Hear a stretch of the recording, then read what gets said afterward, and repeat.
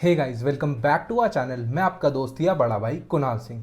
तो यार, आज की वीडियो में अपन बात करेंगे कि एफएम और एसएम को किस तरीके से तैयार करना चाहिए, किस तरीके से रिवाइज भी करना चाहिए और पूरी तरीके से आप जो है एफएम एसएम पे अपनी पकड़ बना सकते हो। बहुत बहुत अच्छे से आप जो है एफएम एसएम में नंबर स्कोर कर सकते हो।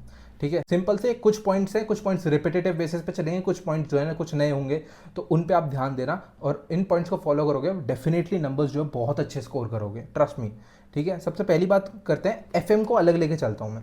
कुछ पॉइंट्स है जो एफएम और एसएम दोनों में ही सेम होने वाले हैं। जैसे कि सबसे पहले एफएम में कॉन्सेप्ट क्लैरिटी। अब एफएम में जो है सिर्फ फॉर्मूलेज पे याद नहीं रखना, सिर्फ फॉर्मूलेज याद रख के कुछ नहीं होगा, आपको प्रॉपर तरीके से कॉन्सेप्ट क्लैरिटी भी होनी चाहिए। एफएम में लोग सोचते हैं कि बस फॉर्मूले याद रख लो और बस सॉल्व हो जाएगा क्वेश्चन, ऐसा नहीं है।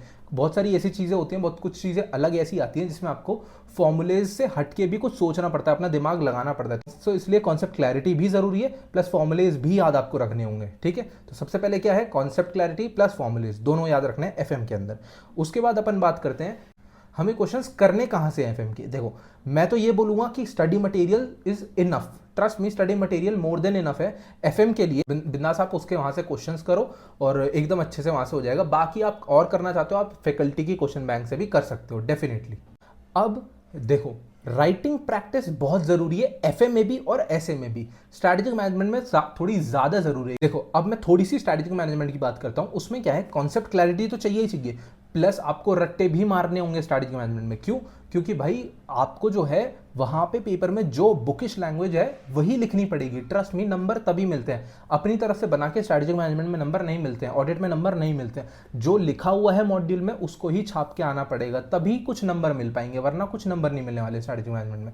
तो इसलिए क्या जरूरी है कि कॉन्सेप्ट क्लैरिटी तो रखो, प्लस उनको याद करो, रट्टे मारो दबा के उनसे, आपको करना ही पड़ेगा ये चीज। ठीक है, सेकंड क्या है, सेकंड अब याद रखने का तरीका क्या है, राइटिंग प्रैक्टिस करो, क्वेश्चन सॉल्व करो, जितने हो सके उतने क्वेश्चन सॉल्व करो, चाहे क्वेश्चन बैंक से करो, चाहे स्टडी मटेरियल से करो, कहीं से भी करो, बट क्वेश्चन सॉल्व करो। इसके बाद अब फाइनेंशियल मैनेजमेंट में आप 2 से 3 रिवीजन करोगे, मोर देन इनफ है। अपना क्वेश्चंस मार्क करके चलो, इंपॉर्टेंट क्वेश्चन मार्क करके चलो, डिफिकल्ट क्वेश्चन मार्क करके चलो, उसको दोबारा रिवाइज करो, फिर सेकंड रिवीजन में दोबारा रिवाइज करो। उन्हीं क्वेश्चंस को भी करोगे ना तो भी आपका काम हो जाएगा। और कुछ ऐसे क्वेश्चन मार्क करके चलो जिसमें एक चैप्टर का मेजॉरिटी ऑफ पोर्शन जो है वो पूरा का पूरा कवर हो जाए। ठीक है, अब स्ट्रैटेजिक मैनेजमेंट में क्या है, मैं कोई नंबर ऑफ रिवीजन्स नहीं दूंगा। स्ट्रैटेजिक मैनेजमेंट में तो सीधी सी बात है भाई, जितनी ज़्यादा बार, इतनी सी बुक है वो 5 चैप्टर, सीधी सी बात है यार, उसको जितनी ज़्यादा बार पढ़ते रहोगे पढ़ते रहोगे पढ़ते रहोगे उतना ज़्यादा दिमाग में बैठता चला जाएगा। ठीक है, स्ट्रैटेजिक मैनेजमेंट में तो रिवाइज से ही काम चलेगा ऐसे में। फिर ट्राई करो to cover whole syllabus, FM का भी एसएम का भी। एसएम तो यार बहुत सिंपल है, 5 चैप्टर, 5th चैप्टर को छोड़ के बाकी सब चैप्टर जो है वो थोड़े छोटे ही हैं, 5th के कंपैरिजन में तो डेफिनेटली छोटे हैं, और 2 चैप्टर तो ऐसे हैं जो बिल्कुल ही छोटे हैं। तो इसलिए स्ट्रैटेजिक मैनेजमेंट में तो कोई चैप्टर छोड़ने की सोचो भी मत।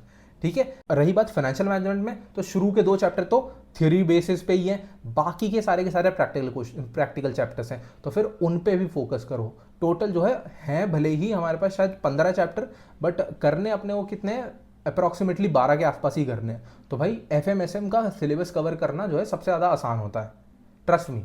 तो इसलिए पूरा का पूरा सिलेबस करके जाना है अपने को, बिल्कुल भी सोचना नहीं है कि यार ये चैप्टर छोड़ दूँ वो चैप्टर छोड़ दूँ, अपन सब करके जाएंगे। इसके बाद आपको क्या है, एमसीक्यूज के ऊपर फोकस करना है। अब बीओएस पोर्टल से क्वेश्चन करो, एमसीक्यूज के प्रीवियस अटेम्प्ट के क्वेश्चन पेपर्स पड़े हुए हैं उनको उठा के पूरे सॉल्व कर दो। आपको फैकल्टी ने क्वेश्चन बैंक दे रखी है वो कर दो, स्टडी मटेरियल के पीछे क्वेश्चन जो है वो कर दो। भाई हमारे पास बहुत मटेरियल है पढ़ने के लिए, बहुत मटेरियल है क्वेश्चन करने के लिए, तो इसलिए कोशिश करो ज़्यादा से ज़्यादा कवर करने की। सारा नहीं कवर करना है, कुछ चीज़ें ही कवर करनी है, और ट्राई करना कि सबसे ज़्यादा इंपॉर्टेंट क्या है, आईसीआई मॉड्यूल के क्वेश्चन और प्रीवियस अटेम्प्ट के क्वेश्चन एमसीक्यूज के, उनको करो भाई, पता तो चलेगा कि अच्छा ऐसे एमसीक्यूज आते हैं। अब तो बहुत अच्छा कर दिया आईसीआई ने कि वो एमसीक्यूज की बुकलेट भी देने लगे हैं साथ में।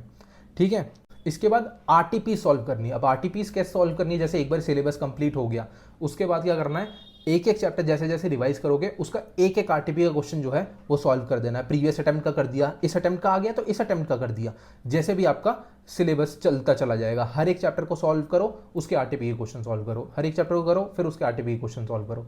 फिर जब एग्जाम्स नियर हो, सबसे इंपॉर्टेंट पार्ट मुझे पता है क्या लगता है, वो है मॉक टेस्ट पेपर का।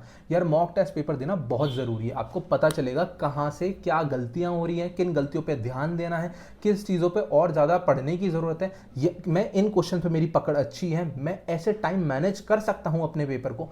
प्रॉपर 3 घंटे 15 मिनट बैठो भाई अपने साथ और उसमें मॉक टेस्ट पेपर लगाओ या प्रीवियस अटेम्प्ट के क्वेश्चन पेपर लगाओ, वो ज़्यादा बेटर रहेंगे। एमसीक्यूज भी उठाओ, डिस्क्रिप्टिव भी उठाओ, ठीक है। और प्रॉपर तरीके से 2 शीट बनाओ, सेट ए सेट बी, ठीक है। वो उसके लिए एफ एम एस एम के लिए, क्योंकि F M S set A में करना पड़ता है, एस एम सेट बी में। कई बार लोग उल्टा भी कर देते हैं, तो इसलिए उसका भी ध्यान रखना। So that's it. लास्ट में यही बोलूँगा, बिलीव इन योर सेल्फ, अपनी तरफ से पूरा 100% दो, अपने ऊपर ट्रस्ट रखो, अपने आप से ऑनेस्ट रहो और पूरी तरीके से जी जान लगा के भाई लगे रहो।